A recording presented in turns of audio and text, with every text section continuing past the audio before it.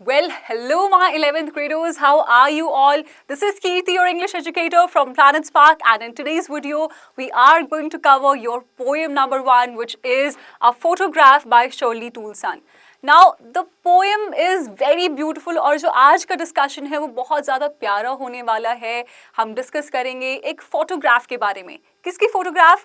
A mother's photograph. Now before we talk about the poem, हमें जो poem की feeling है वो समझना जो है वो बहुत ज़्यादा इंपॉर्टेंट, बहुत ज़्यादा ज़रूरी है.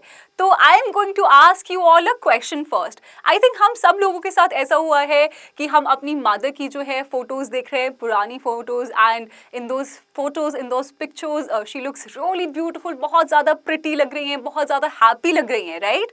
और हम उनकी फ़ोटोज़ को देख के बहुत ज़्यादा जो है खुश होते हैं, and even she is very happy when she is looking at those old photographs of her. और जो मेमोरीज उन पिक्चर्स, उन फोटोज़ से रिलेटेड है, she feels very happy when she looks at those pictures. तो जो आज की हमारी पोएम है, it is somewhat about that, and I hope आपको जो फीलिंग है पोएम की वो एटलीस्ट इस छोटे से डिस्कशन से ही आपको समझ में आ गई होगी. So let's begin with the poem. Okay, तो ये है first few lines, the first stanza of the poem.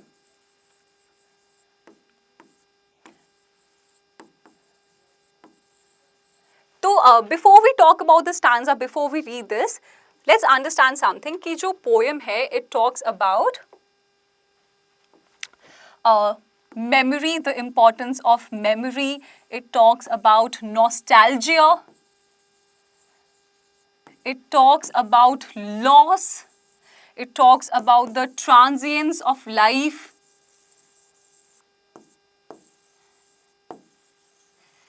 Transience का मतलब होता है इम्पर्मानेंस ऑफ लाइफ, कि जो लाइफ है it is very short lived, permanent नहीं है. एंड नॉस्टैल्जिया मीन्स एक बिटर स्वीट फीलिंग जो आप फील करते हो when you long for the past, कि आपको पता है कि वापस से वो मोमेंट नहीं आ सकता, but you at least feel happy कि दैट हैपेंड विद यू. तो उस फीलिंग को हम नॉस्टैल्जिया बोलते हैं. It is a bitter sweet feeling, right? तो जो पोएम है it deals with memory, it deals with nostalgia, it deals with the loss of your beloved ones, loved ones or beloved ones.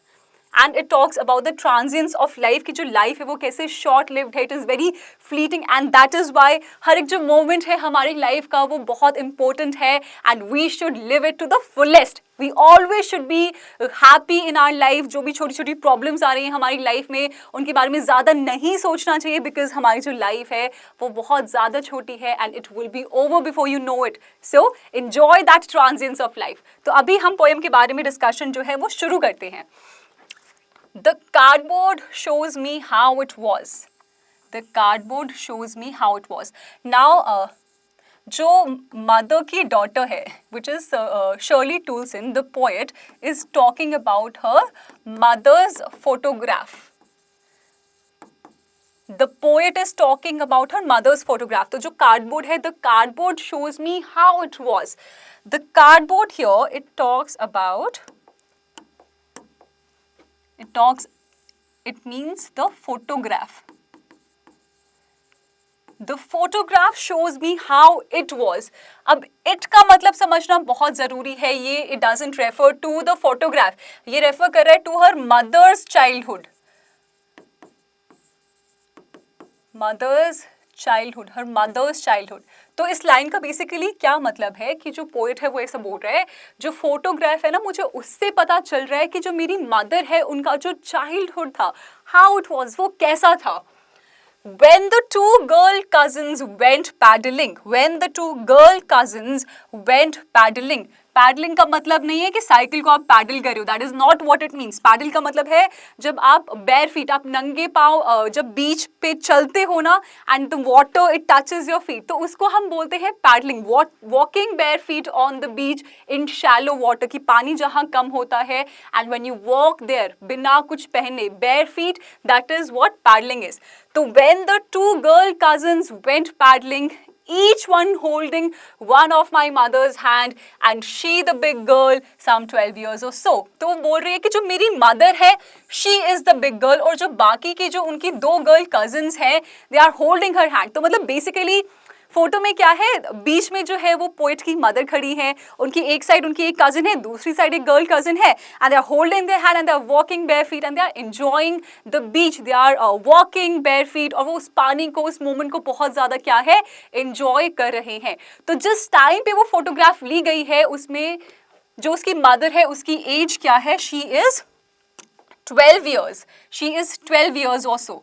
तो एक बार जल्दी से ये 4 लाइन्स को दोबारा पढ़ते हैं। The cardboard shows me how it was when the two girl cousins went paddling, each one holding one of my mother's hand and she the big girl some 12 years or so. तो इन lines का मतलब है कि जो poet है वो अपनी mother के फोटोग्राफ को देख रहा है जिसमें she is 12 years old and they have went to the beach, और उसकी मदर के साथ उनकी 2 गर्ल cousins जो हैं वो भी हैं। The mother is standing in the middle and there are 2 girl cousins each on one side, और दोनों ने उनका हाथ पकड़ा हुआ है and they are walking hand in hand and happily, right? तो I hope इतना आपको समझ में आ गया होगा। Now moving on to the next line. All three stood still to smile through their hair at the uncle with the camera. तो जो ये लाइन है all three stood still, इसका मतलब है कि जब फोटो लेने की बारी आई ना तो तीनों जो है एकदम they were standing still, एकदम रुक गए। To smile through their hair at the uncle with the camera. तो बेसिकली उनकी फोटो कौन ले रहे हैं, उनके एक अंकल जो उनके साथ में गए हैं। He has asked them all to stand still, कि एकदम रुक जाओ यहाँ पे, I am clicking your picture, और उनकी फोटो ले रहे हैं। And all the 3 girls, all the 3 beautiful girls, they are smiling, और स्माइलिंग थ्रू देयर हेयर का मतलब क्या है कि wind is blowing through their hair, उनके बाल जो हैं उड़ रहे हैं, and they are enjoying the beach and they are smiling and the uncle is clicking their picture. Now moving on, a sweet face my mother's, that was before I was born. तो जो एक sweet face है, जो poet है वो अपनी mother को बोलते हैं कि उनका जो फेस है it was like very sweet, like she looked very beautiful, बहुत प्यारी लग रही हैं वो इस फोटो में। और जो वो फोटो है वो तब की है, that was before I was born, मेरे पैदा होने से पहले की वो फोटो है। And the sea which appears to have changed less washed their terribly transient feet. तो उसके बाद जो पोएट है वो सी की बात करता है कि कैसे जो सी है इट इज अनचेंज्ड, वो बिल्कुल भी नहीं बदली है। The sea which appears to have changed less washed their terribly transient feet. तो जो ये फ्रेज है terribly transient feet वो दिखा रहा है लाइफ की इम्परमानेंस को, इम्परमानेंस ऑफ लाइफ, कि जैसे जो ह्यूमन लाइफ है जो इट इज शॉर्ट लिव्ड, बहुत छोटी है, इम्परमानेंट है। लेकिन when we talk about the sea जो है अनचेंज्ड है। तो एक कॉन्ट्रास्ट जो है पोएट ने एक ड्रॉ किया है किसके बीच में, between the unchanging sea, between the permanence of the sea and between the human life, की कैसे जो ह्यूमन लाइफ है दैट इज ट्रांजिएंट। ट्रांजिएंट का मतलब है इम्परमानेंट, शॉर्ट लिव्ड है, फ्लीटिंग है, it will be over before you know it वाला चीज है। तो बेसिकली इस पैराग्राफ में द पोएट टॉक्स अबाउट कि कैसे वो अपनी मदर की फोटो को देख रही हैं एंड कि उस फोटो को देख के पता चल रहा है कि how happy her childhood was. और उस फोटो में उनकी 2 और गर्ल कजन्स भी हैं जो उनका हाथ पकड़ के बीच पे घूम रहे हैं मजे से, and the uncle is clicking their picture, और उस फोटो में उनके बाल जो हैं उड़ रहे हैं because of the wind blowing in their hair, and the uncle is clicking the camera and all of them are smiling and they are enjoying on the beach. And then she talks about कि कैसे उस photo में उनका जो mother का face है it looks very very sweet, and this picture my mother's face जो बहुत उसको प्यारा लग रहा है that was only before she was born, कि उसके पैदा होने से पहले उसको अपनी मम्मी का जो चेहरा है वो बहुत प्यारा लग रहा है। And then she talks about how the sea has not changed at all but the water, the waves of the sea they washed their terribly transient feet. Terribly जो है वो प्रोफाउंडनेस दिखा रहा है इम्परमानेंस ऑफ लाइफ की, and transient of course means impermanence of life. तो I hope ये paragraph आपको बहुत अच्छे से समझ में आ गया होगा। Now moving on, yes, the next is some 20-30 years later she would laugh at the snapshot. तो अभी बात हो रही है some decades later, बेसिकली 20-30 साल के बाद। There's one more thing which we missed talking about. जो ये वाला पैराग्राफ है ना, the first stanza of this poem, it talks about the mother's childhood. तो हम इस पोएम को ना फेजेस में जो है डिवाइड कर सकते हैं। जो फेज 1 है, right, it talks about the mother's childhood, की उसकी मम्मी का जो चाइल्डहुड है वो कैसा था, राइट। अब अगर हम जब सेकेंड पैराग्राफ पे आते हैं ना, it talks about the phase 2 which is the poets childhood. तो जो अब मदर है उसकी वो बड़ी हो चुकी है, even the poet is born now, right. तो 20-30 साल के बाद की ये बात है, she would laugh at the snapshot. तो basically what is happening the scene is कि जो मदर और डॉटर है वो साथ में बैठे हैं and both of them are looking at her picture together. वो उस पुरानी फोटो को देख रहे हैं। यहाँ पे जो वर्ड है snapshot, the word snapshot it stands for photograph only. इसका मतलब है फोटोग्राफ, फोटोग्राफ, राइट। तो 20-30 साल बाद मदर और डॉटर जो हैं वो उनकी फोटो को देख रहे हैं and she would laugh at the snapshot. Who is she here? The mother. तो जो मदर है she is laughing, she is looking at the picture and she is very happy and she is very excited. तो वो बोलती है, see Betty and Dolly, she would say, and look how they dressed us for the beach. तो हमें of course अब उन girl cousins का नाम पता चल गया है, which is Betty and Dolly, who were the other two girls. तो उसकी मम्मी बोल रही कि देखो Betty and Dolly, और देखो हमें कैसे कपड़े पहनाए हैं। तो ये आई थिंक हम लोगों के साथ भी होता है कि जब हम अपनी पुरानी फोटोज देखते हैं हम बहुत ज़्यादा एक्साइटेड हो जाते हैं और हम बोलते हैं कि देखो कैसे दिखते थे हम, कैसे कपड़े पहनते थे तब। तो that is exactly what her mother is also saying when she is looking eight their old picture, कि देखो देखो इसमें बैटी और डॉली जो है वो कैसे लग रहे हैं और हमें देखो कैसे कपड़े पहनाकर बीच में भेज दिया इन लोगों ने, राइट। तो इस चीज के बारे में बात हो रही है। Now the most important part of the poem, the most important part of the poem is these lines. The sea was her past, mine is her laughter, both rye with the labored ease of loss. I will repeat these lines once again. The sea holiday was her past, mine is her laughter. तो इस line में जो poet है वो बात कर रहा है कैसे जो सी हॉलीडे था वो उसकी मदर का पास्ट था, राइट।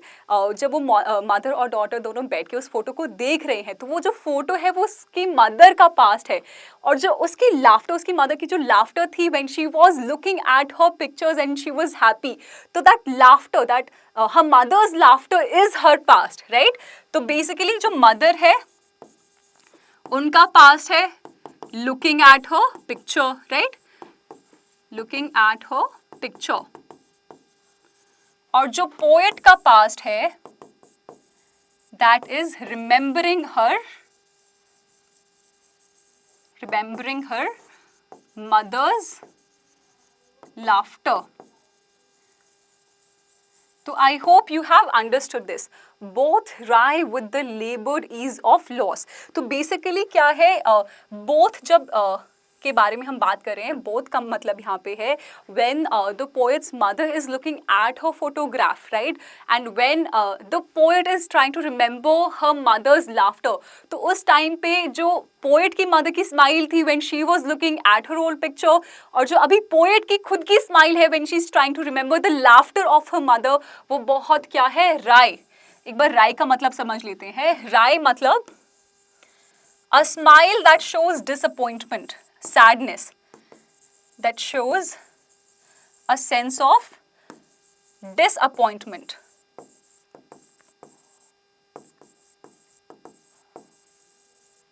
Right? तो you can also see here expressing dry, mocking humor or a sense of disappointment. तो उनकी स्माइल के बारे में बात हो रही है कि दोनों की जो स्माइल है it shows a sense of disappointment, कि how that smile is very dry, असली स्माइल नहीं है। With that smile they are trying to hide the pain behind it, कि जो मदर है she is hiding her pain, कि वो जो टाइम है वो अब जा चुका है, उनका जो फोटोग्राफ वाला टाइम है and it's not going to come back, right? तो she is also feeling that pain, कि that childhood, those sweet memories they have passed now, and that same pain is being felt by the poet also जब वो अपनी mother की laughter को remember कर रहे हैं, that she will not be able to hear her laughter again. तो जो smile है it is dry and it is filled with a sense of disappointment, right? Now this is one of the most important lines of the poem. With the labored ease of loss, both rye with the labored ease of loss. Now to understand the meaning of this line, let's look at here.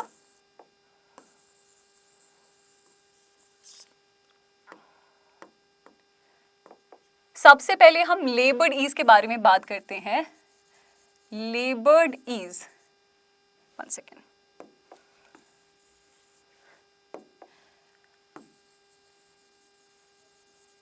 लेबर्ड ease, सबसे पहले one thing that you need to understand is कि ये एक oxymoron है. Oxymoron. अब oxymoron क्या होता है? It is a poetic device जहां पे आप दो ऑपोजिट वर्ड्स को एक साथ पेयर अप कर देते हो, राइट? तो लेबर्ड और ईज जो है इट इज एन ऑक्सीमोरॉन. तो लेबर्ड क्या है? ये दिखा रहा है कि हाउ जो उनका मूविंग ऑन वाला पार्ट है, like to move on. The poet's mother has to move on from her childhood, और जो poet है she also has to like move on from the loss and like the death of her mother. तो the labored is, labored का मतलब है कि it is very heavy. जो वो moving on वाला part है it is very heavy और बहुत effort लग रहे हैं उनके. It is very painful और बहुत ही ज़्यादा emotional और physical effort लग रहा है उस चीज़ में उनको. And ease means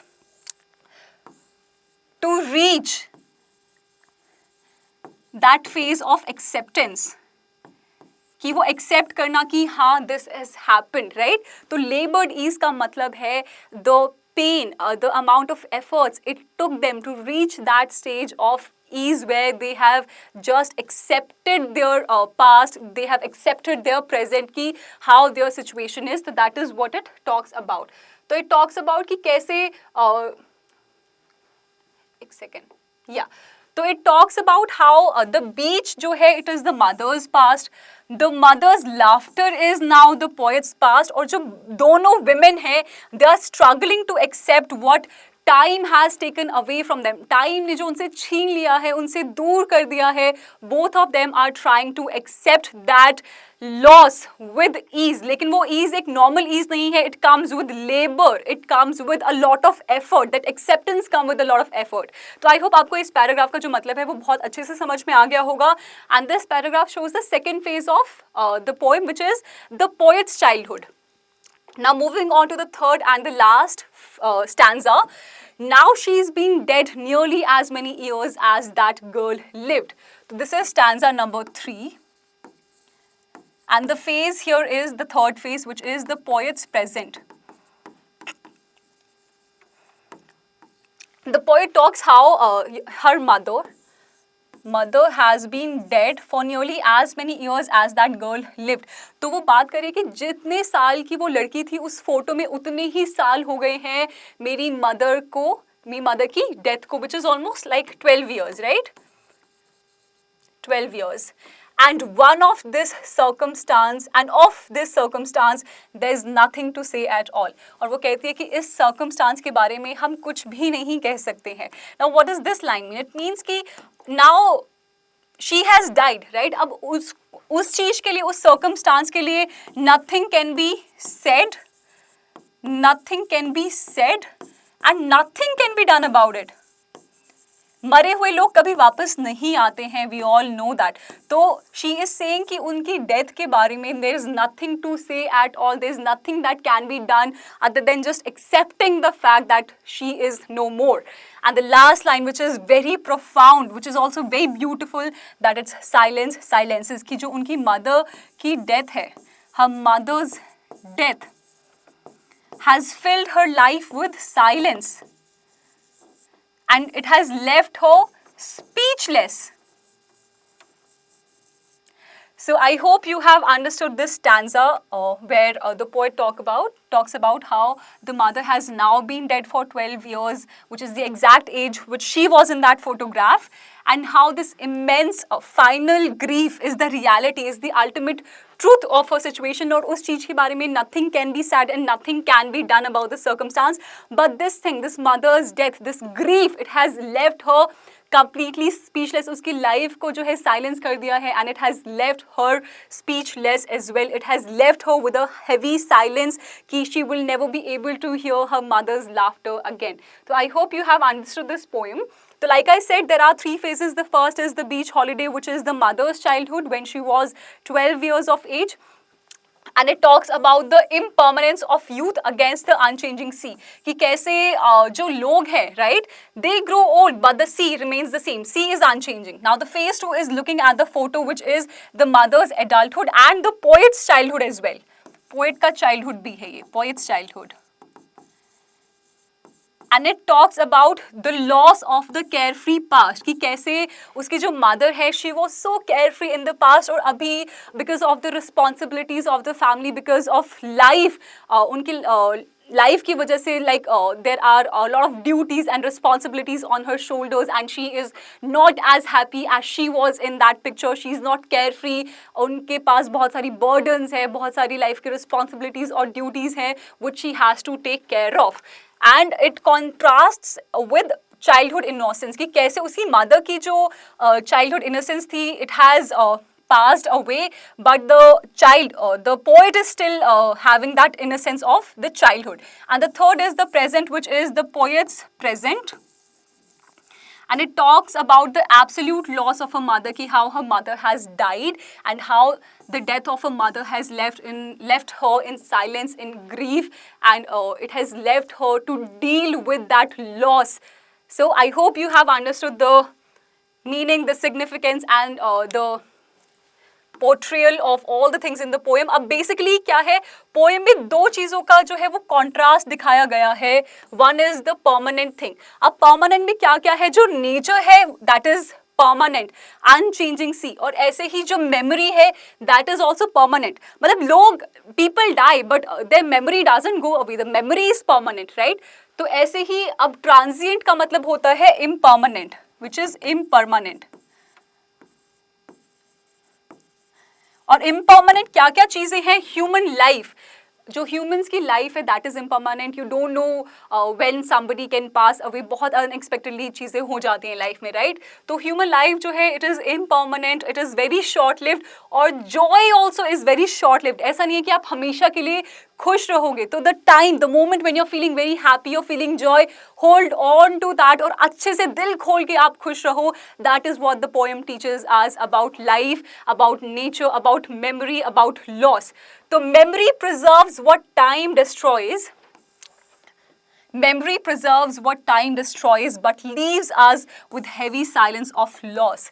कि जो हमारा पास्ट है उसकी वजह से जो जो चीज़ें डिस्ट्रॉय होती हैं, जो हम लॉस सफ़र करते हैं, मेमोरी जो है उसको प्रिजर्व करती है, right. Like people die but we still have their memory, we still have that memory of their laughter, memory of their life. लेकिन वो मेमोरी जो है it also leaves us with the heavy silence of loss, की it always keeps reminding us that we have suffered this loss, we have gone through this loss of life. So I hope आपको ये poem जो है बहुत अच्छे से समझ में आ गई होगी. I have break down, like मैंने हर एक लाइन को तोड़ तोड़ के आपको इसका मतलब समझाया है, हर एक वर्ड को. तो आई होप इस पोएम में तो आपको सब कुछ अच्छे से समझ में आ गया होगा. And if you found this helpful, make sure to like, share it with your friends and subscribe to the channel. Please guys जल्दी से जाके सब्सक्राइब कर दो, इतनी मेहनत से मैं तुमको पढ़ा रही हूँ, right. So this is it for today and I will see you in the next video. This is Kirti, your English educator from planet spark. Keep learning my friends. Thank you.